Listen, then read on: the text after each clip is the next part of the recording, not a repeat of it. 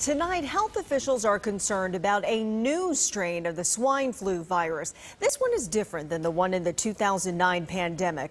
Right now, there are 79 cases in Ohio. That's more than double the number reported just over 2 weeks ago. Channel 3's Pamela Osborne joins us now live with more. Pamela.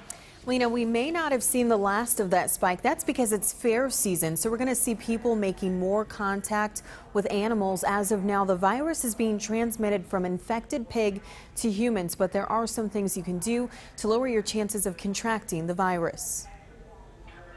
This year at the Lake County Fair, things are a bit different. We put up extra signs this year, hand washing stations, those kinds of things. The extra stations and signage comes after nearly 80 people became ill after coming into contact with sick pigs. What health officials originally thought was an isolated outbreak of pig-to-human flu is now popping up in people all across the state.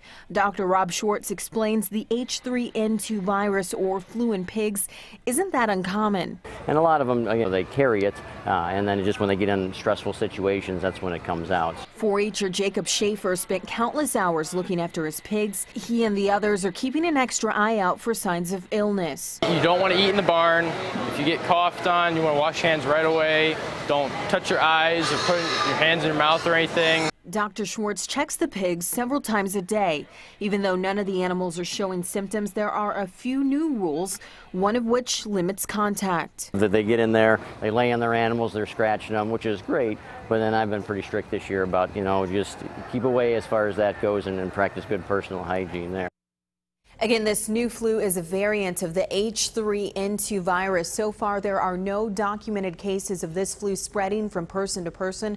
It's only going from pig to person, and you may have noticed there were quite a few families visiting with those pigs, and we're told by health officials that that's perfectly fine. But to avoid getting sick from an animal that may be infected, officials with the Ohio Department of Health say you should do the following. You're going to want to wash your hands after visiting animals, avoid touching your mouth, nose, and eyes, and don't eat near the animals, and limit how long you stay with them. And Lena, the good news is, as you mentioned earlier, that this is not the H1N1 swine flu we saw back in 2009. This flu is pretty mild. It lasts about 24 hours, but again, best guard against it all is washing your hands.